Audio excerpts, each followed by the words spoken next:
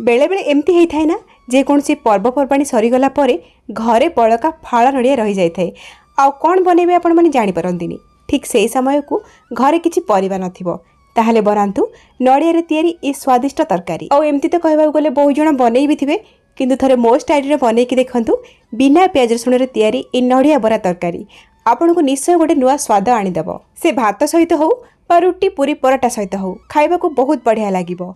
नमस्कार, लता ओडिया किचन रे आपण समस्त को अनेक अनेक स्वागत। प्रथमे आम नड़िया बरा बनइबा तो नड़िया बरा बनइया पई एटी देखंतु मु नेछि गोटे मीडियम साइज रो नड़िया ता सहित मेजरिंग कप रे मापिकी नेछि 3/4 कप बा 3 मुठा बा 150 ग्राम रो अरुआ चाउल।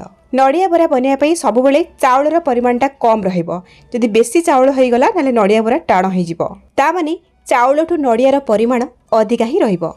आउ जदि चाउल परिमाणटा अत्यधिक कम करके नेबे ना नड़िया बरा गुड़ाक तरकारी पड़ला बहुत जल्दी खोली जीवो जहाँकि देखा भल लगे खाइबा भी भल लगे से सब बेले नड़िया को देखिकी आपण मैंने चाउल नेबे।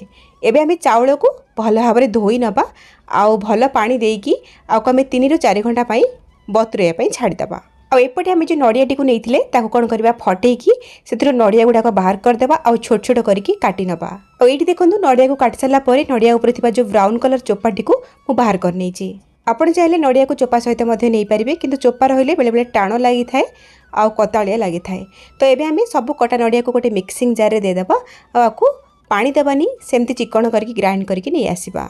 ध्यान रखिए नड़ियार बड़ बड़ खंड जमती रही न जाए। नड़िया तो एकदम चिकन होइकी बाटी हेनी से नड़िया कोरा भाया हो जाइए किंतु बड़ बड़ खंड ये ना देखिपे बस एमती ही आमको ये दरकार। एबे आम ये नड़िया कोरा को गोटे बाउल को ट्रांसफर करनबा। ये नड़िया कोरा पाखापाखि गोटे कप हम जो कप्रे आम चाउल मापिकी नहीं ना बस से कप्रे गोटे कप नड़िया कोरा ये आउ एपटे आमर चाउल भी बतुरी जाइए कौन करवा भल भाव में धोई नबा आउ पानी छाणिकी आम से सेम मिक्सिंग जार देदेबा जो आम नड़िया को ग्राइंड करते। एथरे आम अलग सब जिनस आड करवा जमती कि गोटे छोट चामच दबा गोटा जीरा 4टा नहीं सुखिला लंका आउ किछि धनिया पत्र आउ 1.5 इंच कटा अदा। मुझे बिना प्याज रसुण बनाऊँगी आपड़ चाहिए यही स्टेज रे रसुण प्याजर व्यवहार करें।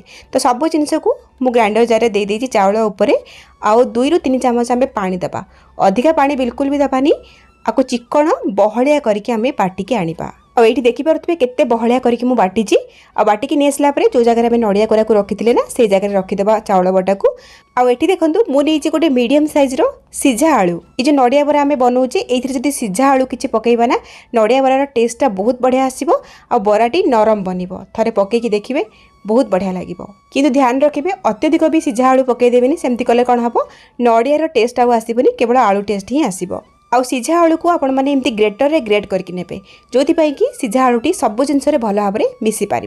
एबे आम इथे देदेबा आधा छोट चामच हलदी गुंड आउ स्वाद अनुसार लुण बरा पाई जतिक दरकार सेतिकी लुण पकेबा। एबे आम सब जिनस को हाथ में भल भाव में गोले नबा। ये सब जिनस को गोलिया आपको पानी बिल्कुल भी दरकार पड़ोनी कहीं सीझा आलू रे नड़िया रे चाउल बटारे सबुथिरे पानी अंश अच्छी। आउ जदि कौन कारण ये मिक्सरटा आपको पानिया लगे बेसन बा चाउल गुंडरू 1-2 चामच देकी आपड़ ये गोलेकी एडजस्ट करेंगे किंतु ध्यान रखिए अत्यधिक चाउल गुंड बा बेसन व्यवहार करेंगे ना बरा टाण लगे। तो ये देखो सब जिनस को मुझे गोले नहीं आमर बैटरटा पूरा बरा बैटर जमती हुए से भाया हाथ में जिते आप धरिकी सेप देवे ना पूरा सेपटा बनूब ठीक से जानवे यहाँ परफेक्ट अच्छी। ये आमर बरा बैटर एकदम रेडी आम साइड रखा जी नेक्स्ट स्टेप को। ये आम नड़िया बरा को अधिका तेल देके डीप फ्राए करवा दरकार नहीं नड़िया बरा को कम तेल देके आम भाजवा बा सालो फ्राए करवा। से फ्लेम ऑन करके बसे गोटे फ्राए पैन और 3-4 चामच तेल देके गरम करची। तेल गरम हो गला परे हाथ को ओदा करके ओदा हाथ में आम बरा को सेप दबा पतला पतला और छोट छोट बरा ही बनइबे अत्यधिक बड़ बड़ बनई देवेनी। तो देखो जमती साइज मु बनईची ना ठीक सेमती साइज बनइबे जद्वारा कि तरकारी रे पड़ला परे ये झोल को भल भाव में सोक करि परिबो। आ बरा गुडी को भाजिला बेले गैस फ्लेम को मीडियम रखिकी भाजपा जो कि बरा गुड़ाक भितर सिझी पार। हाई फ्लेम करदे बरा गुड़ाक ऊपर लाल हो किंतु भितरटा सिझी पारनी। किछि समय भाजी होला परे बरा को आम ओल्टई नबा और गैस फ्लेम को सही मीडियम रे रखिकी बरा को 4 साइड रु लाल कलर हैला पर्यंत भाजी नबा। दर्शक बंधु आज रेसिपी जदि आपको पसंद आसिबो वीडियो को लाइक करेंगे शेयर करेंगे चैनल रे नुआ थिले सब्सक्राइब करने फेसबुक पेज रे देखुतिले फॉलो तो निश्चय करेंगे। तो ये देखो बरा गुड़ाक 4 साइड रू बढ़िया भाव में लाल कलर होगी क्रिस्पी होगी भाजी होगला। एबे आम आपको प्लेट को बाहर कर नबा से सेम प्रोसेस रे बाकी सब नड़िया बरा गुड़िक बनई नबा। एठी आउ गोटे टिप्स मु देबी बेले बेले नड़िया बरा गुड़िक तेल पकईकि भाजिला बेले सेप्रे बनी न थाए आउ खोली जाए थाए से समय आपन कौन करेंगे चाउल गुंड बा बेसन रु 1 ରୁ 2 चामच देकी गोलेकी बरा को बनइबे सेप्रे बनिबो। एठी हमर सब नड़िया बरा रेडी याकु साइड रखिबा। एबे हम गोटे मसला रेडी करबा। तो सिंपल मसला अछि जा पाई कि एठी मु नीची 2टा मीडियम साइज रा टमाटो आउ नीची 9 ରୁ 10टा गोटा काजू आधा छोट चामच नीची गोलमरिच बा 20 ରୁ 25टा गोलमरिच हबो आउ 1.5 इंच रा कटा अदा ता सहित गोटे कंचा लंका राग केते खाइबे निज हिसाब रे नेबे। ए सब जिनस को आमे ग्राइंडर जार देकी चिकन करिकी बाटिकी नै आसीबा। तो ये देखंतु मसला बटा रेडी हो गला आकु साइड रखिबा। एबे जिबा नेक्स्ट स्टेप को माने तरकारी बनेबा। नड़िया बरा गुडी को भाजी गला परे हमर फ्राई पैन रे टिके तेल बळी जितला से तेल को मु कड़ी रे दे देउची और ता सहित गोटे चामच तेल देकी तेल को भलरे गरम करची। तेल गरम हो गला परे खणे दालचीनी गोटे तेजपत्र 2टा गुजराती गोटे चामच जीरा मु देइची और फ्लेवर पई एठी 2 ରୁ 3 पिंच आमे दबा हेंगु। बिना प्याज रसुण रे बनौची हेंगु पकेबे बढ़िया फ्लेवर आसीबो। किछि सेकंड पई भाजी नबा। भाजी गला परे बाटी रखितबा मसला को एठी आमे ऐड करबा। ता सहित जार को धोईकी आउ 3-4 चामच पानी भी देदेबा आ भल भाव मसला को गोले नबा। मसला गोले सारा पर किसी गुंड मसला आम ऐड करवा। कलर पाई दबा गोटे छोट चामच काश्मीर रेड चिली थे राग न थाए केवल कलर बढ़िया आसी थाए। ता सहित गोटे चामच दबा आम धनिया गुंड गोटे चामच देदेबा आम जीरा गुंड आउ आधा छोट चामच देदेबा एठी आम हलदी गुंड आउ स्वाद अनुसार देदेबा लुण। लुण देखिकी पकेबे बरारे भी लुण पकेइचे आउ एबे आम ए सब को गोले नबा आउ गैस फ्लेम को लो टू मीडियम करके मसला को कषिबा। मसला कषिला भितर एठी आमे ऐड करबा सिझा आलू। एठी मु 2टी मीडियम साइज रो सिझा आलू नेइची आउ ताको बड़ बड़ खंड रे काटिकी नेइची। आलू कम अधिक करके नहीं पारिबे। सिझा आलू नेले तरकारी जल्दी हो जिवो आउ ता सहित ग्रेवी रो टेक्सचर मध्ये बहुत बढ़िया आस्ताए सिझा आलू जोगु। आउ गोटे टाइम रे 2टा काम हो जिवो मसला भी कषि हो जिवो ता सहित आलू भी कषि हो जिवो। तो गैस रो फ्लेम को सेई लो टू मीडियम रे रखिकी आमे मसला को 5 ରୁ 6 मिनिट पई कषिबा। मसला को घोड़े घोड़े कषिबा आउ मझे मझे कवर काढ़ी मसला को टिके मिक्स करूथबा नले तळु लागि जाई पारे।